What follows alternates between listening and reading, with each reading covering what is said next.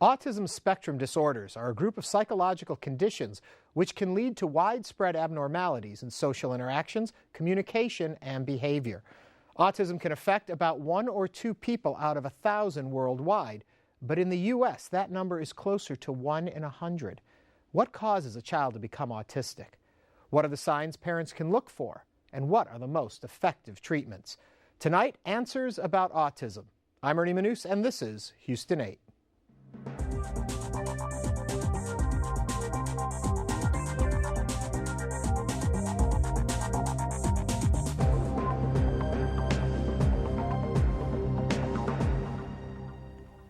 Joining us tonight are Dr. Daniel Williamson, developmental pediatrician, UT Health; Dr. Crenny Stowe, pediatrician and author of A Doctor's Story, A Personal Journey and a Call for Reform; and Dr. Pauline Filippic, professor of pediatrics, Children's Learning Institute, UT Health.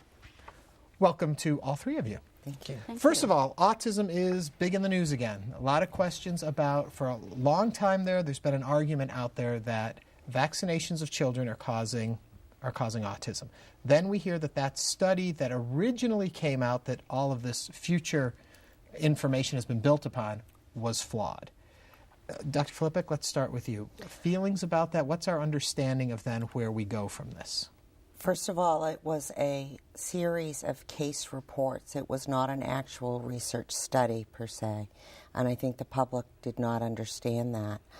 I think that there's been an enormous amount of harm done globally because of that study, that publication, and I think it's going to take quite a bit of time for parents to come to grips with the fact that no one has been able to replicate that study. They're having a lot of problems now coming to grips with the fact that there is no association shown between vaccinations and autism. So, Dr. Williamson, at this point, are we assuming it is safe to vaccinate our children and that will not lead to autism? I think the data has actually been there for a number of years. Where there have been thousands of children studied, in fact tens of thousands of children, and not just in this country but abroad as well, and have documented that there's really not a difference in the frequency of autism occurring in children unimmunized or immunized. So I think it is imperative that we immunize children. I see the Houston area, as you know, and the state of Texas having a relatively low incidence of immunization. So we are exposed to many people without immunizations, and our children are at risk. So I think, yes, the additional information that's come out recently says it is safe, it's not related to autism, and therefore vaccination should be considered. Dr. Stowe? Well, I think that there are actually two separate conversations. One is on the question of mandated immunization and whether people should vaccinate. I think that's one dialogue. I agree completely on the question of whether vaccines are a link to autism. I think that's kind of dead in the water, but I've perceived it as dead in the water like y'all for a while. Right. I don't think there was ever very good data with it wasn't even a study. I concur completely. But I think that's a separate, the issue of whether people should be mandated to vaccinate is a separate discussion. And part of the reason for the statistics in Texas is because you lack a public health infrastructure nationwide, but particularly so here. And additionally, you have a political phenomena going on around the immunization exemption that's very much fueled by the conservative Christian movement down here. So I'm from the East Coast. So both of those things render your vaccine statistics low. I think that the autism piece is a small piece of it, but I don't think that's mostly what's driving it. And we were talking with some doctors a couple of weeks ago, and they said the bigger harm in all of this is a lot of things that we've been immunized against. Now, for all of this information being out there as long as it has, that we might see a resurgence in a lot of things we thought were pretty much not a problem anymore. There has been a resurgence nationwide in the incidence of measles. And many children who are unable to receive vaccinations because of other medical problems have developed these disorders: measles, mumps, rubella, pertussis, diphtheria, and many of them have gone on to be severely impaired as a result with long-term health problems. So then it's safe to say the recommendation of this panel is be immunized? Absolutely. Is that a safe Yes. assumption? I'm a bit more of a libertarian than that, but yes. Okay. I Now- very much feel that healthcare decisions are the choice of the individual, that they need full information. Right. So that's what we always say for everything we do. I also Get think informed, that get this- educated. I also think that the pediatric, at least the primary care pediatric community, has not been helpful in terms of dealing with this issue, because instead of engaging in conversation with parents around the issue, they tend to slam the door in people's faces. And I know that a lot from personal experience in terms of my own practice. Many people come to me having been shown the door by pediatricians because they simply want to ask questions about whether vaccine is safe or appropriate, and that's not useful. When people are worried, the appropriate thing is to meet them halfway, say, why are you concerned? These are my views. I respect what you're saying. What has your experience been? So that's part of it as well. Well, we've had a doctor that usually comes on the show and always says that if you cannot sit down and talk with your doctor and ask questions, you need to find another doctor. Exactly. Because that's important. Our real reason for being here now, we've gotten the headlines out of the way, autism. That's what we wanted to talk about today, and starting with the alarming increase rates. And through the research that we've done, some people will say it's better testing, better diagnosis is making us realize there are more. Is that a safe assumption, or is there something else at play here? The data, the publications that have been coming out over the past 4 or 5 years continually point to the reason for the increased prevalence and incidence of autism as being better diagnosis and better recognition. However, from a clinical perspective, that's kind of hard to believe when you see as many children with autism as there are. 1% of the population is enormous. And I personally believe, and this is anecdotal, this is not based on a research study, that indeed the prevalence is increasing. So let's define what autism is so our audience understands what exactly we're talking about. Well, I think that when you look at the term autism, oftentimes you will hear the term autism spectrum disorder to really imply that we're talking about a broader picture than just the classic picture of autism. But if we take that entire spectrum, what that term means is that the child or the person has difficulty communicating, interacting, and has difficulties with what we call atypical behaviors, maybe repetitive behaviors, self-stimulating behaviors, a variety of those. So when we see those three sets of characteristics come together, we can use the diagnostic term pervasive developmental disorder or autism spectrum disorder, but that's really what we're talking about, those three sets of characteristics coming together. For people who don't understand, Dr. Stowe, how does that then affect the child's life or the family's life? What are we seeing? What is making it difficult for the child to be, in a sense, mainstreamed, if that's the right terminology? Well, obviously that's going to depend on age. I mean, in infancy, the classic features would be, lack of a responsive gaze or smile, a lack of babbling, the things that as a mother or a parent you expect your child to do in terms of interacting with you and noticing that you're there and forming an attachment. Obviously, as children get older, language features are more prevalent.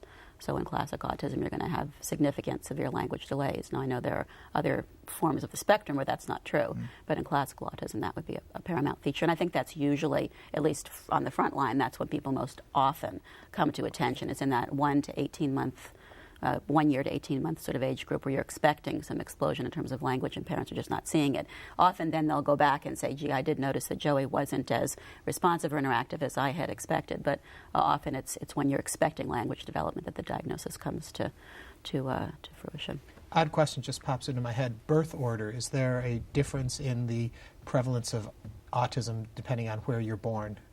Because I would assume if you're a firstborn child and you have autism, the parent might not recognize it as immediately because they haven't had the experience before with a child. I think it may play a role in the age at diagnosis as to when the parents bring the child in for evaluation, because sometimes with the firstborn, they are not as, they don't have the experience of having typically developing children coming before. But as far as having a birth order association with the existence of autism, that has not been shown.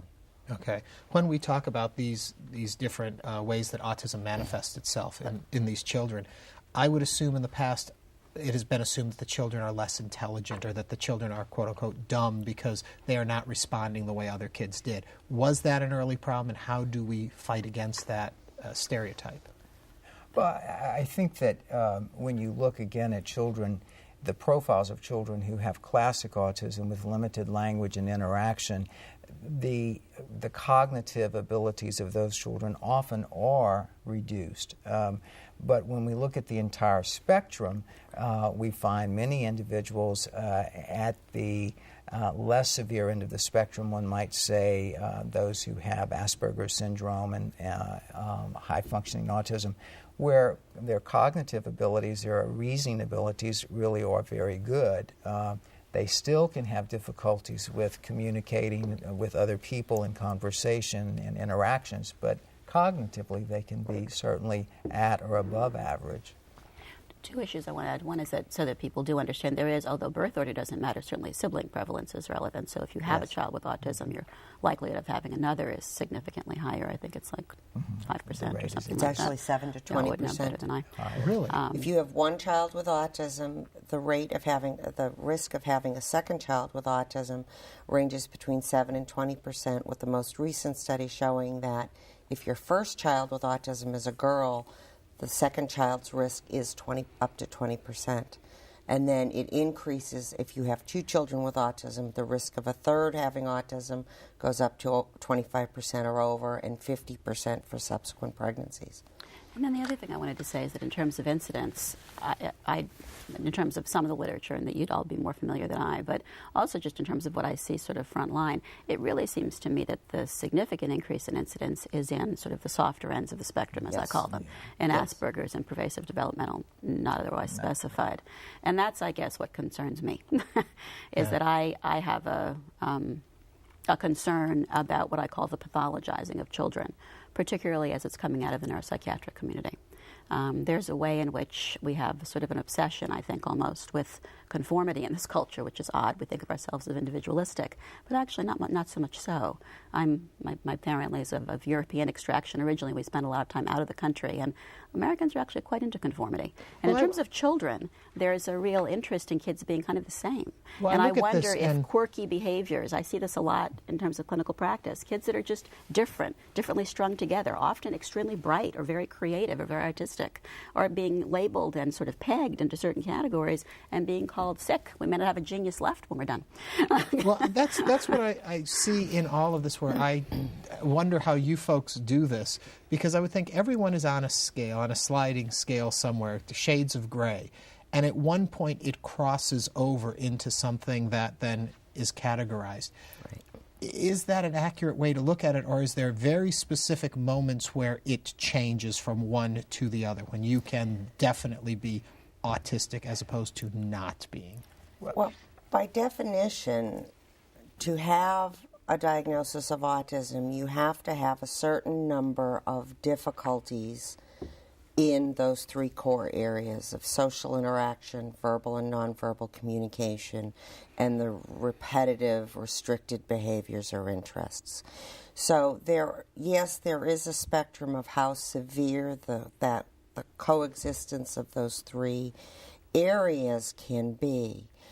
What my concern as a clinician is not necessarily trying to label children, but many children, the children themselves insist on conformity as they get older in school. And many children who are different or quirky or odd, if I can use that word, may well become more and more ostracized and bullied as they get older because they are different. And unfortunately, what may happen is many of the children become severely depressed and have other issues, mental health issues, because of their disrupted peer relationships. So then help me understand, and I'll go to you, Dr. Williamson, on why the importance of early diagnosis. What do we thwart by knowing it sooner? Well, just a couple of comments about both of these issues. I think that one of the important things is looking at these characteristics and how intrusive they are. I think, Dr. Philippak was just mentioning that if a child does have difficulties fitting in, not necessarily totally in terms of being conforming to everything, but fitting in. If they do become ostracized, then I think that it does carry over into their entire lives in terms of how they deal with the entire community. The reason to intervene early is to try to minimize that intrusiveness, to try to minimize those effects, to try to help them use their strengths, whether they're are creative or whatever, to use their strengths in allowing them to make certain that every door is open to them. What we find is that if we don't give them the skills to interact and to communicate, that many doors are closed to them, and the repercussions in terms of emotional health is certainly an issue. So the reason to identify is more so to give that child those strategies, those compensatory strategies and skills so that those doors are open rather than closed. And when we're talking about children who are quirky, quote unquote, those children typically have much more typical development as they are younger. They may well develop language on time. The language may be a little different. It may not be used for social interaction as much as another child would. The stress the stress on early identification is aimed at those children, and where we're aiming now is under the age of 12 months, who are not making eye contact, who are not vocalizing in a reciprocal fashion with their parent, who are not babbling using consonants. And the reason for that focus very early is because an infant needs to have what's called joint attention, the ability for me to look at you and to share something in the distance with you. That triangle is called joint attention. And yes, it's a hallmark of social interactions, but more importantly, an infant cannot learn without the ability to be involved in a joint attention triangle. A child cannot learn new words. So although it looks like we are aiming specifically at pure social problems in young babies and infants and toddlers, there actually is a very important reason that babies need those social abilities to be able to learn appropriately. And so that's why the stress is on the very earliest stay with diagnosis. me with this one for a moment. Okay. If, in fact, it is a behavioral signal that lets you know. When all was going on about vaccinations and all of that, we were all worried about before these children are born, will this happen once they're given these things? Is there any way to test a child? Is there any genetic key sign that someone might be autistic? Have we gotten that far yet? We and don't will have we ever get that far? Genetic diagnosis. We don't have that yet. There are several genetic entities that are associated with autism, but we cannot test a child early on genetically and say this child will have autism. What the research is focusing on are children at risk for autism, predominantly infant siblings of children with autism because of that higher risk that we already discussed, as well as children at risk from other situations, such as the data seems to be showing that children born through infertility treatments may be at higher risk for autism, and children who are premature may be at higher risk for autism. So if you take a cohort of children with those risk factors and you follow them from birth, we are starting to find indications long before the classic 15 to 24-month age group. And those are, babies are not staring into their parents' eyes. When you have a typical infant, you almost can't break their eye contact. Right. And very often these babies do not have that intense social engagement that one sees in typically developing infants. Dr. Stowe, so you have a child and you notice these things and they come to you. What is the next step? What do you do? Well, I think you need a lot more information from the family because there are a lot of things besides autism that can affect interactiveness. And it depends on who you're practicing with, what the family relationships are, what are the dynamics are operating in the environment. On the one hand, you could have a 16-year-old mom who has a previous drug habit and no support system and is depressed and is in an abusive relationship. And on the flip side, you could have, a mom with lots of information and support and, who has, spends lots of time engaged with baby. So obviously you want to assess what the general situation is first.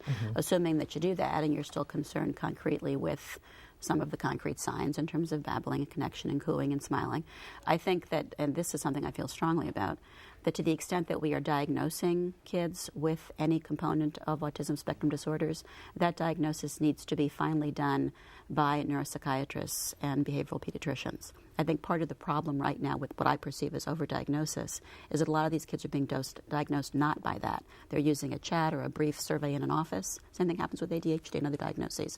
It's being done by family practitioners. It's being done by pediatricians who really I don't think they haven't done the multidisciplinary stuff that needs to go into a diagnosis before they sort of assign a label. A lot of the kids that I intercept that already have diagnoses of autism, I really doubt, seriously, about whether someone has really done the assessment early on to assess the situation. Then for a parent watching right now, addressed. what is a warning sign to them so to you know go to they're your on the primary right care path? doc first, and then if they don't offer, you request, I'd like to see someone who specifically works with infants and children with autism so that I can see the team of people that are going to go into making that assessment appropriately and plugging me into services. Not, therefore, not simply starting a medication in a 4-year-old who's not talking without doing proper assessment. I'm sure y'all intercept this all the time. Well, I think that's true, and I think we're talking about children who have different levels of severity of problems and therefore identification at different ages. But at whatever age, the earliest possible, what we hope is with the primary care physicians referring children to a variety of resources in the community for further evaluations. And the purpose of all of that is to help the parents sort out what are the possible avenues for getting help for the child. What we know about autism spectrum disorders is that there's not a medication that's developed for that disorder, and that the interventions, the treatments, are really educational from the broadest sense of the word, looking at language, nonverbal interactions, and so on. And so it's then helping the parent look at the public and the private resources that are available in the community, educational and treatment resources, that they can look at and investigate and have the child then enrolled in an intervention program. We were working on a story about a child with autism for another PBS station, and we met an amazing child who had done amazing, I don't want to say recovery, but growth in the right direction, if that's politically correct to say.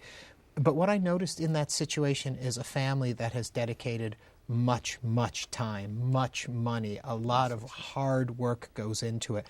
Absolutely. This is not an easy walk by any stretch.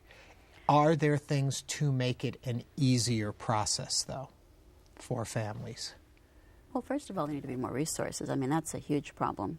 I still have, since I've been in Texas for 16 years, still see a lot of kids uninsured and enrolled in Medicaid and CHIP, and particularly with kids in government insurance programs, the paucity of resources in terms of assessment are really significant. Yeah. It's hard to just get in the door. So economics is a huge piece of the equation. Yeah, I think that what we, all of us feel is of course, that we need more resources, greater resources. I think school districts, we have intervention programs, the early childhood intervention programs that are funded through a variety of resources that work with children birth to 3 years of age. Public school programs then take over for educating children who have developmental disorders like autism spectrum disorder, and starting at 3 and on up. We all know what's happening in public schools and financing, and the fact that in many of the children that have milder problems, we find aren't even able to get services because their problems are not significant enough. They're children who could benefit from help.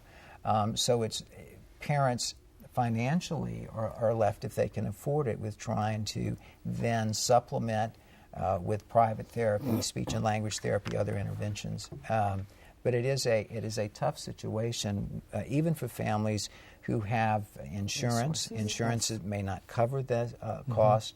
of therapies. It is a long, as you say, it's a long walk. The most important message I think that parents should take home from this program is that if they are concerned, and this is a flip side of what you were saying, if they are concerned about their child's development, that they don't allow physicians and other professionals to poo-poo them. Mm. Too many families have come to see me and my colleagues, and I am the third, fourth, fifth doctor they've seen, and they've been basically told they're imagining things. The data has shown that if a parent is concerned about their child's development, they're correct almost 90% of the time. Really? And our best screening tool is only sensitive 90% of the time. My other scary part in all of this, though, is that hearing the high cost, it can cost upwards of $3 million over the lifetime Absolutely. of a child. Mm-hmm. Parents hear this and say, I can't deal with it. What do you say to those parents?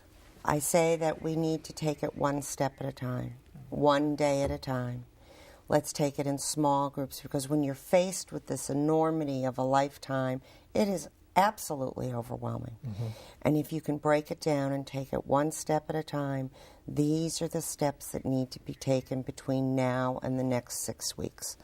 Let's get through these steps, and then when we've completed those, we'll move on to the next steps. We are just about out of time, but I would assume each step helps down the road, yes, and that you can do just as much as you can do, but anything you can do is in the positive direction. Right, and I think, what I tell parents is, for younger children, we have to assume every door is open. We can't assume any door is closed.